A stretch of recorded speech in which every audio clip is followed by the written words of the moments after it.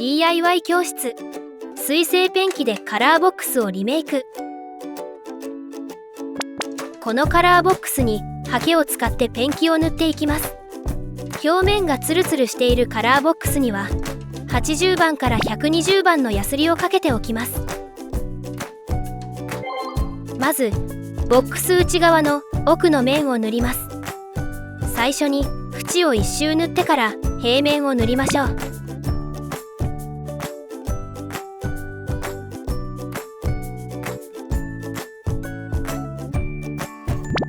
次に側面を1面ずつ塗っていきます。ここも縁から先に塗りましょう。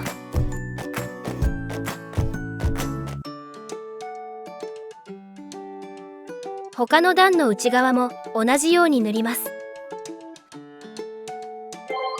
下の部分を塗りやすくするためにカラーボックスを底上げしておきます。正面の縁には内側を塗った時にはみ出たペンキが少しついているので、乾いてしまう前になじませるように塗っていきます。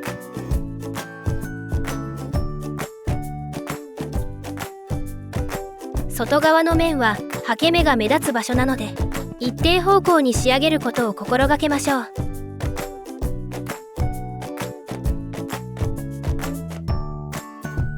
側面と天面を塗る時も縁のはみ出たペンキを伸ばしながら塗ります。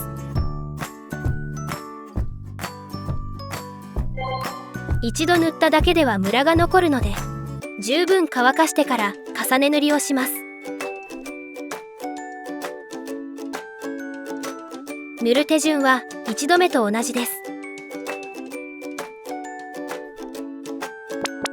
ペンキを塗り広げた後にハケで一定方向に整えるときれいに仕上がります。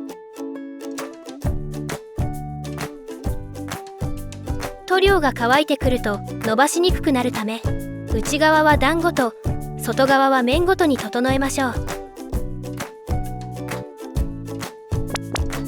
しっかり乾燥させたら完成です。